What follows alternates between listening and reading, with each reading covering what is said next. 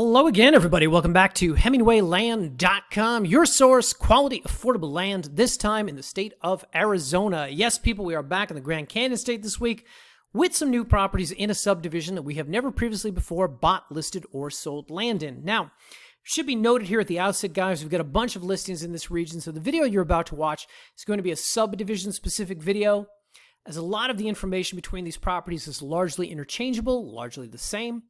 In the interest of efficiency, we make one video, we post it on all of those property-specific listing pages. Now, if you are interested in buying land in this region, you want to dig into the differences between these properties, if you want to compare and contrast these better, I would encourage you just to scroll down here on the page and read over the property-specific notes. This is one of the first ways that we enumerate the differences between these lots, number one.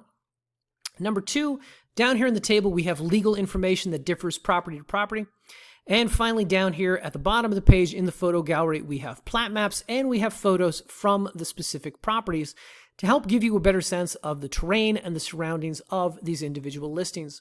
I would also tell you guys that the acreage on all these properties is a little bit different from each, ergo the price points are a little bit different.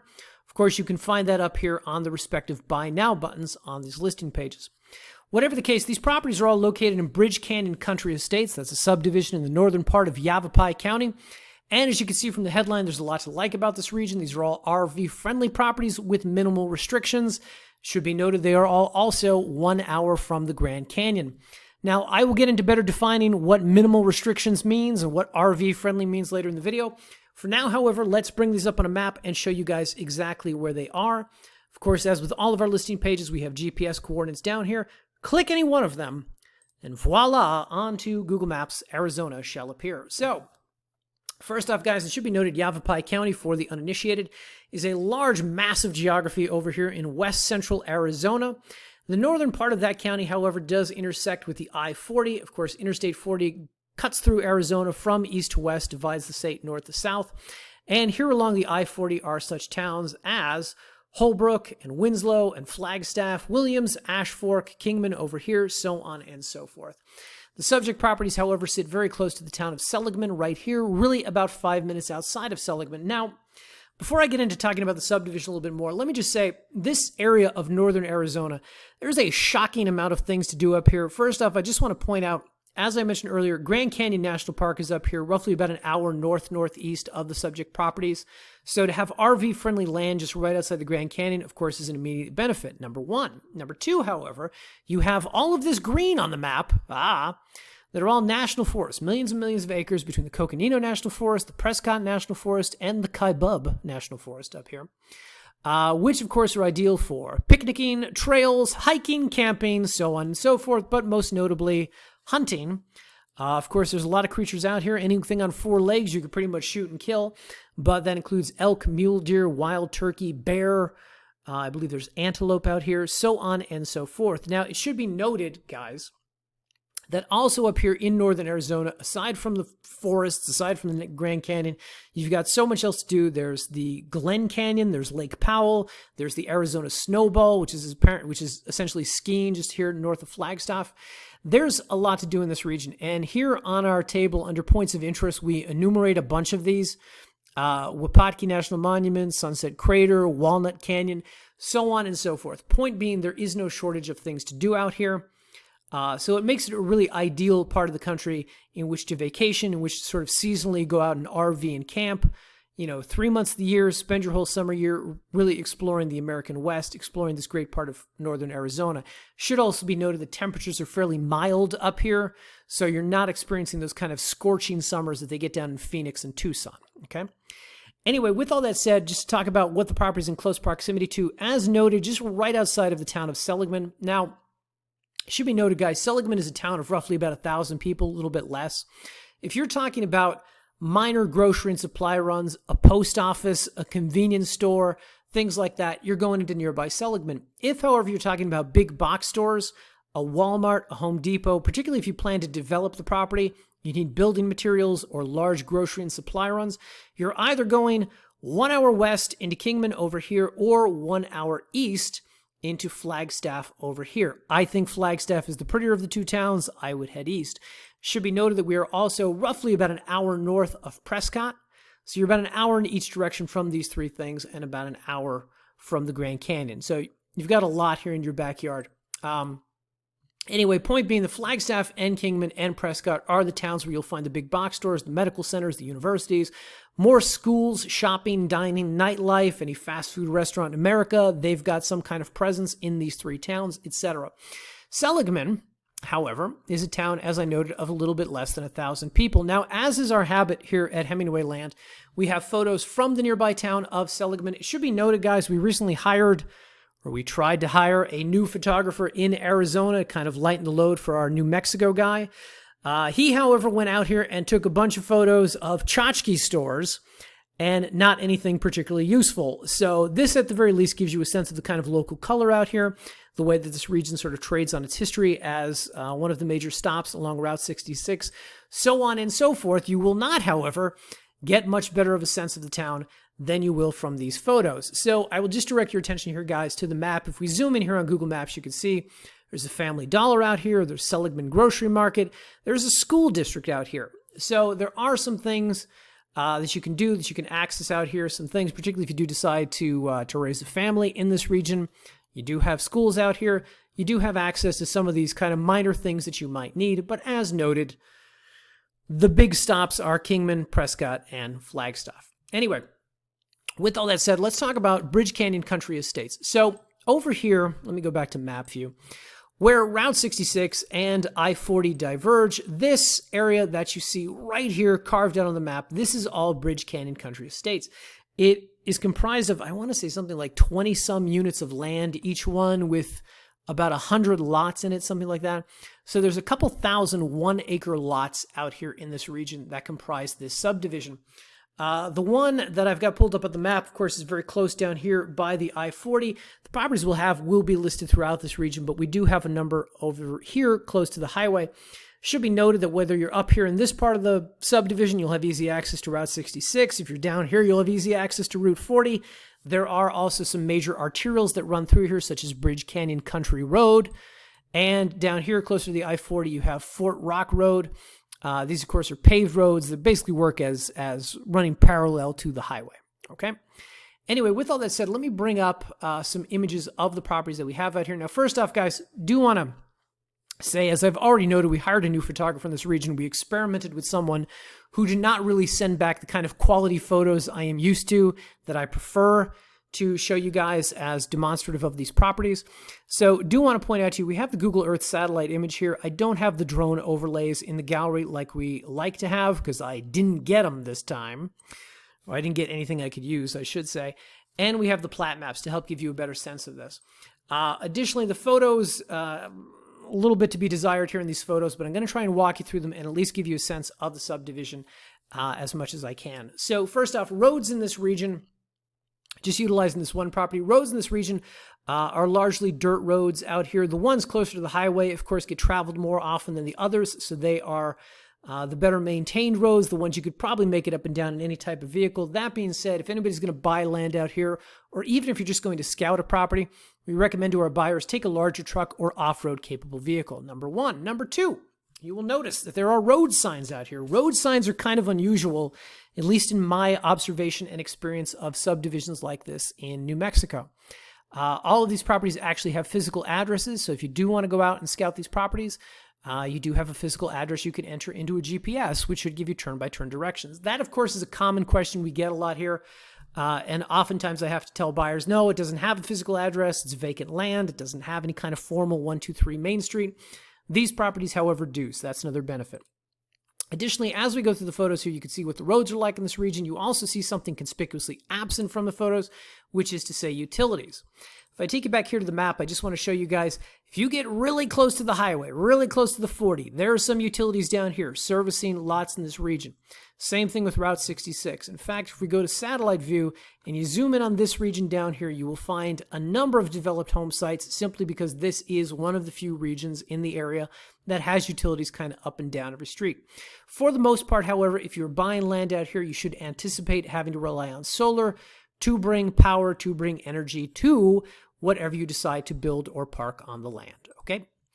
Anyway, with that said, as we go through the photos, one thing that jumps out at you here, number one, is just how kind of I would like to say how picturesque the region is, but I know the photos don't do it justice. So I will simply say, oh, hang on. Almost forgot, guys. All these properties have been staked. There are property boundary markers out here. That, of course, works as a tremendous savings to you, the buyer, because it means at the outset, you don't have to spend $1,000 or $1,500 or $2,000 trying to get the property surveyed to figure out where it starts and ends at. These markers already exist out there, so, of course, that's going to save you some money. Getting back to my earlier point, the land out here, guys, the land is nice flat land, easy to build on, easy to park on. If you do decide to develop a property, you're not going to have to worry too much about excavating, about landscaping, if you will. There's some juniper trees out here on the properties, but probably not too hard to knock down and start building on, etc. Now, I'll veer away from talking about the land for just a bit, just to say that this is a region that has no HOA, no covenants, no restrictions, has no annual dues, and no time limits on building. This is, however, part of Yavapai County. Yavapai County is not devoid of zoning restrictions, however, so you should be aware of some of those, which I'll discuss in a bit. These overhead shots are about as good as we got when it came to trying to kind of better outline these properties for you. I got a lot of drone shots back. Very few of them were usable. In the occasions where some were, we've outlined the property like this. This is my sort of mea culpa to you, the potential buyer. This is not the standard that we're used to with photography here at Hemingway Land. I wish we had gotten better. I'm sorry we didn't. Whatever the case, hopefully you can discern some things from the photo gallery. At the very least, you can see in occasions where there are developed home sites or where there are people using them as sort of camping grounds. You can see that here in the photo galleries. Anyway, guys, I will let you review these on your own time as I go back to talking a little bit more about zoning. So, as noted up here, guys, Bridge Canyon Country Estates, no recorded covenants or restrictions, no HOA, no annual dues, no time limits on building. Should be noted, however, that these fall under a designation called RCU 35. It's a rural residential designation, zoning designation. And if you click this link, it will take you to the zoning designation for this region. Now, this will help you better understand what you can get away with out here. Here's what I would tell you. This is about a 7-page thing. It defines all the sort of rural residential building codes and restrictions, conditional uses, temporary uses within this area. Here are the big takeaways that I know most buyers are going to ask about, and they're here on this last page. This is about the RCU district, okay? That's what this falls under. Number 1, modular homes are acceptable here. Number 2, site-built homes are acceptable here. Mobile homes, oddly enough, are not. Though RVs and travel trailers you can get conditional use, temporary use permits for. Now, what it has down here in this point C is that it says, it's up here in point B. Recreational vehicles can be used for temporary periods of time out here. They define it as 10 days, 3 times a year, unless you get a building permit. And if you get a building permit, you've got 12 months out of the year where you can use the RV. Now, typically the building permit is not the best workaround to use for these sorts of things. What I would tell you, however, is that down here in this bullet point, we kind of discuss it, which is that, let me just read this to you, a designation which allows for site-built modular homes but not mobile homes. RVs and travel trailers are permitted for 10-day intervals throughout the year for the purposes of camping or with a building permit up to 24 months. Here's the important part. A 12-month permit to live in the RV or travel trailer may be granted through the Developer Service District. Developer Service District. Why am I saying district? That word is director. You get the point, people. Developer Service Director, you can contact about getting a 12-month permit. My God, I can't speak. To live or camp out of an RV or a travel trailer in this region. That is more permissive than you will find in most places that we list land. So what we always recommend in these cases, if you want to dig into this more, call County Planning and Zoning, Yavapai County Planning and Zoning. They can talk you through that a little bit more, but what kind of application you need to fill out. But nonetheless, our understanding is that they're pretty permissive about it. It's pretty easy to do. And hence that makes this some good RV-friendly land close to the Grand Canyon, close to all these sort of national parks. And even, guys, even if you're not going to use the thing for 12 months, and who would camp for 12 months, I don't know. But even if you're not going to use it for 12 months, even if you only use it for 3 months, you could pretty much have the whole summer out here in northern Arizona, close to all these sorts of great points of interest that I discussed earlier. One final thing, guys, it should be noted that if you do want to develop the property, obviously this is an area without city utilities. You're going to be drilling a well out here. Arizona Department of Water Resources is the government entity that's responsible for water permits for well rights within the state. Click this link. It will take you to their website. You could read more about contact information for local drillers. You could read more about the permitting process for actually getting a well out here in Yavapai County. As always, guys, we recommend if you are going to drill a well, talk to local well drillers in advance. Ask them about water table depth. Ask them about what is the cost to drill in a region like this. Generally speaking, the locals, as far as local vendors like that, are usually pretty familiar with these regions, and they can speak to it in a more informed manner than, say, a land seller or a realtor can. Whatever the case, if you zoom in on the map out here, you'll find some developed home sites throughout the region. I pointed out some over here. Hello, a little bit earlier. So my guess is the water table really varies. It's such a large subdivision, but probably fairly accessible. But of course, we always recommend reaching out to those entities and talking to them in advance.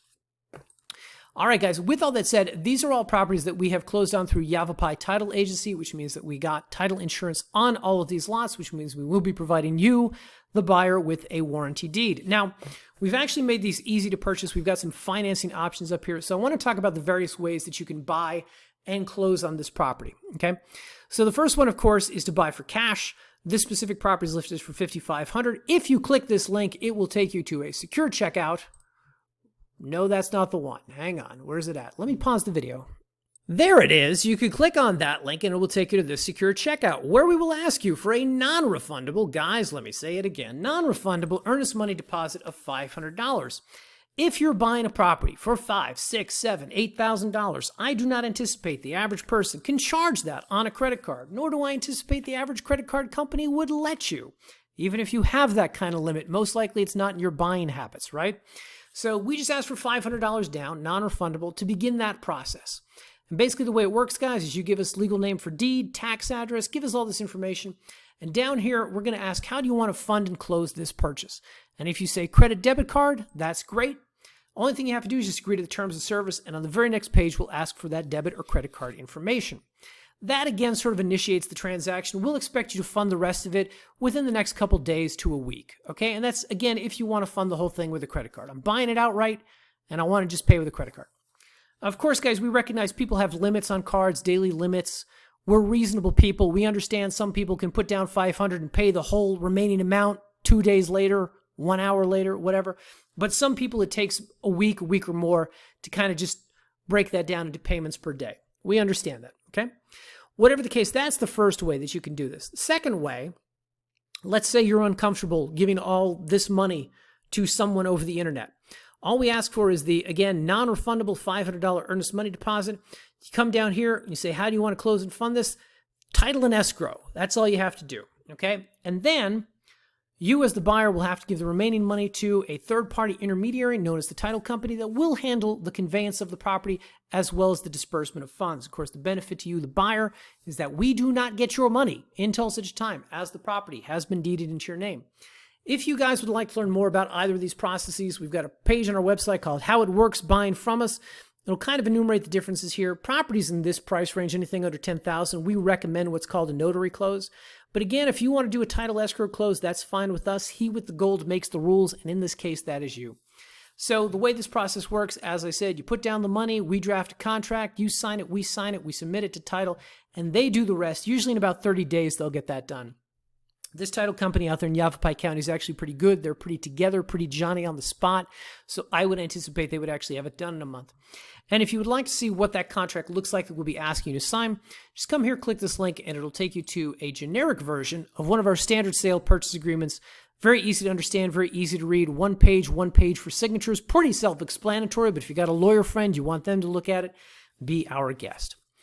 Okay, guys, so those are the cash options. Now, let's say you don't have all the cash, number one, or number two, you want to develop the lot. You know you want to spend a certain amount on a well, a certain amount on building. You don't want to put down the whole payment amount.